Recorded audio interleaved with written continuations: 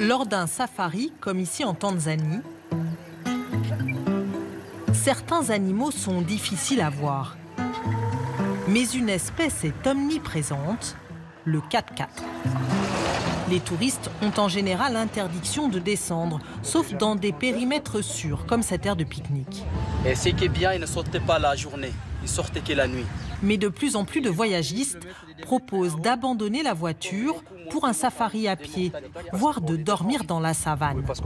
Ce couple de Suisses n'est pas convaincu. Pas du tout. J'aurais beaucoup trop peur de me faire attaquer. J'adorerais, d'un point de vue de marcher dans ces natures, dans ces endroits tellement magnifiques, mais je ne serais pas trop rassurée non plus au niveau des animaux. Ces deux amies, elles, n'ont pas hésité quand Caroline Guittet, organisatrice de voyage, leur a proposé la version sauvage pour leur tout premier safari. C'est vraiment hors des sentiers battus, au plus proche de la nature, pour vivre vraiment le safari autrement et de façon extrêmement intense. Cette nuit, elles la passeront donc ici, au milieu du parc du Serengeti. C'est beau. Mon Dieu, mon Dieu. Ouais. C'est trop content, on va dormir ici. Ouais. C'est géant. On est dans le Roi Lion. C'est ça. Est-ce qu'on va dormir? On ne sait pas, mais on va essayer en tout cas. Le campement est installé dans une zone autorisée. Pas de quoi perturber les zèbres de passage. Les tentes sont prêtes, en route pour le safari à pied. Ali, le guide, donne les consignes. Il ne faut pas parler fort quand vous êtes dans le marché à pied aussi. Et répond aux questions. Si jamais il y a un serpent et qu'il est agressif, par exemple. Et la zone là, vous faites le marché à pied, mais il n'y en a pas de serpent là. Autre élément rassurant, un ranger ouvre la marche. Armé, même s'il ne tire qu'en dernier ressort. Vous avez vu les filles? Là-bas.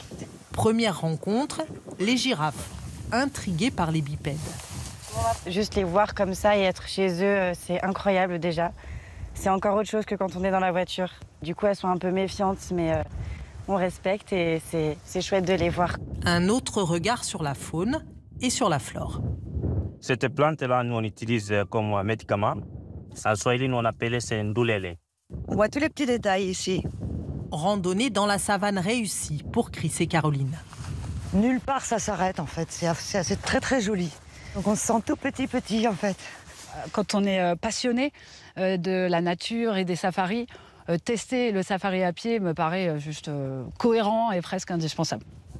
Avec une petite poussée d'adrénaline en prime pour Joséphine en voyant les gnous. Ça fait peur parce que du coup, quand ils courent, on a l'impression qu'ils viennent vers nous, mais non, ils ont vite dévié en groupe. Ça va. Comme le safari à pied ne permet pas de voir tous les animaux, Caroline Guittet le propose en complément au 4x4. Indispensable pour se rendre sur le territoire des félins.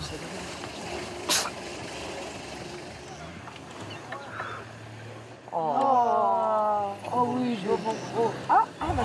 Oh là là. Et là, on le voit bien là. C'est émouvant quoi. En fait, on se dit quand même un petit peu, j'espère qu'il va pas trop venir vers moi quoi. J'avoue. Difficile de ne pas penser à la nuit prochaine sous la tente. Vous n'avez pas trop peur? Un peu, mais Ça va le faire.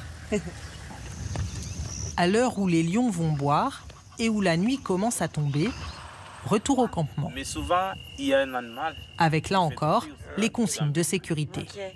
Pendant la nuit, quand vous voulez sortir pour aller peut-être aux toilettes, il faut faire attention, c'est un fleuve frontal comme ça. Tu peux éclairer là pour savoir s'il y a des animaux à côté. Okay. Là, on peut... Un guerrier Maasai et un cuisinier complètent l'équipe.